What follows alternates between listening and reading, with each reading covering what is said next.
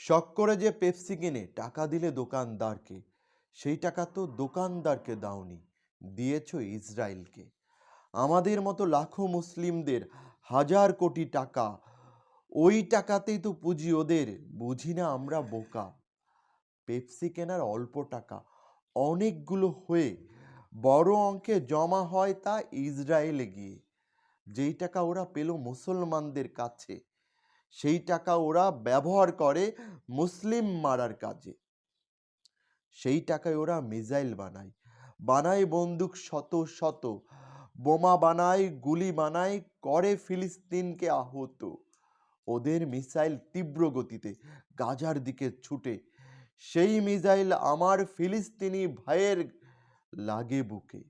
নিষ্পাপ দুধের বাচ্চাটাও পায় না কোনো ক্ষমা। আমার ফিলিস্তিনি বোনের দিকে ছুটে ওদের বোমা। মিসাইল যখন গা ছুঁই ছুঁই চলে আসে খুব কাছে, ফিলিস্তিনি বোনের চোখের তারায় শহীদি মৃত্যু ভাসে।